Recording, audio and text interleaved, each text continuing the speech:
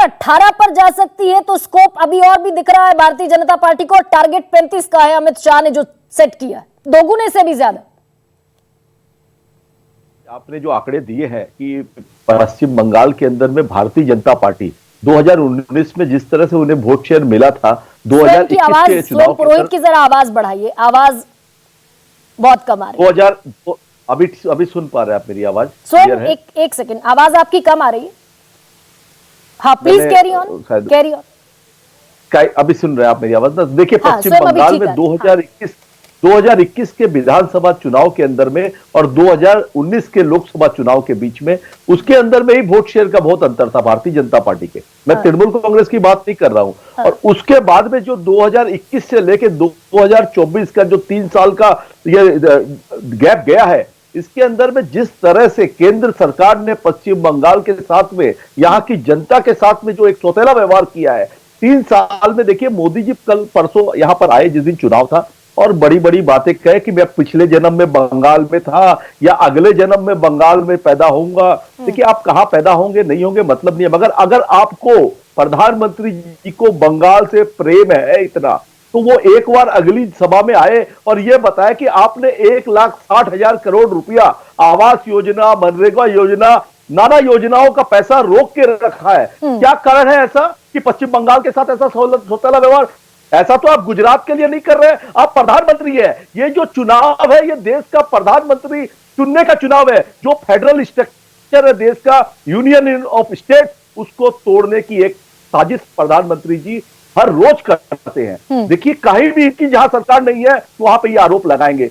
रहा बात भ्रष्टाचार का, तो मैं आपको बताता हूं, एक सीट है, एक नेता है इनके तापस राय, 12 जनवरी को उनके घर में ईडी की रेड होती है और अभी वो गले में दुपट्टा लगा के भारतीय जनता पार्टी का वोट मांग रहे हैं। अर्जुन सिंह जी जो पहले बीजेपी में थे, चुन करके गए थे, 14,000 वोटर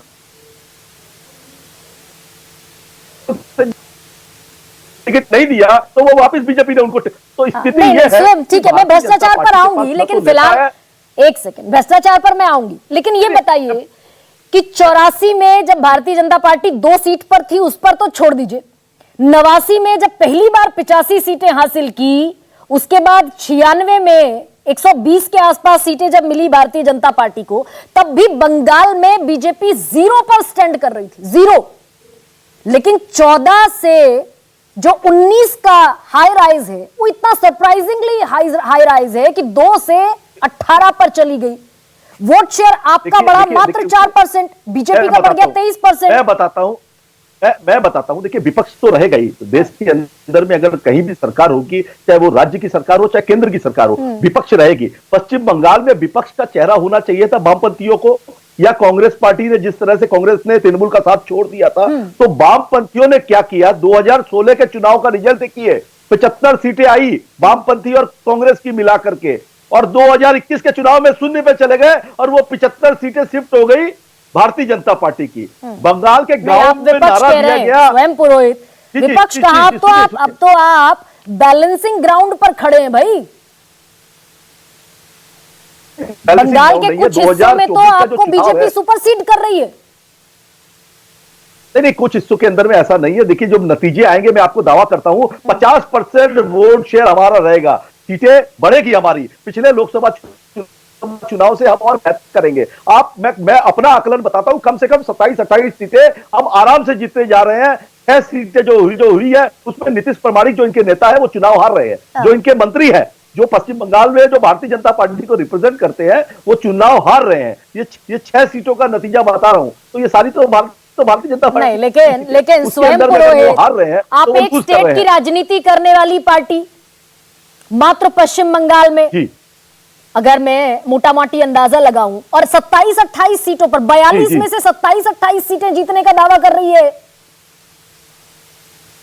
सत्तारूढ़ पार्टी। कम बता रहा हूं, मेरा ये मिनिमम आकलन है। हाँ। जी मिनिमम आकलन है, 50% वोट शेयर है। कोई भी आश्चर्यजनक, देखिए Bharatiya Janata party single digit में भी नहीं रहेगी बंगाल में। भारतीय जनता पार्टी ने जिस तरह से प्रधानमंत्री जी जो मंगलसूत्र के ऊपर में बयान देना शुरू कर दिया है, और अभी से हिंदू और मुसलमानों पर भी बयानबाजी चालू हो गई है उनकी, ये उनकी साफ बौखलाहट दर्शा रहा है कि उनके जमीन खिसक चुकी है। उनको जो नंबर थे ना, जो अपनी बार संदेश खली का मुद्दा, 400 पार, भ्रष्टाचार का मुद्दा, स्वयं थोड़ा सा देश की प्रैक्टिकल ग्राउंड पर मैं पूछ रही हूं आपसे, प्रैक्टिकल ग्राउंड पर जी, जी। आपके कैबिनेट मंत्री जेल में, टीचर रिक्रूटमेंट में हाईकोर्ट सारी भर्तियों को रद्द कर देता है, पार्थ चैटर्जी जेल में, ज्योति प्रिय मलिक जेल में, आपके सारे नेता दिव्येंदु अधिकारी से लेकर, शुभेंदु अधिकारी का चैप्टर पुराना हो गया, दिव्येंदु अधिकारी, तापस रॉय, अर्जुन सिंह, सब बीजेपी के साथ शिफ्ट हो रहे हैं। नहीं, क्यों हो रहे हैं? तापस रॉय के यहाँ ईडी की रेड होने के बाद बीजेपी में जा रहे थे, तो जनता को पता है, जनता देख रही है कि आज अजीत पवार को घोटालेबाज बताने वाले आज अजीत पवार को अपनी गोदी में बिठा रहे हैं।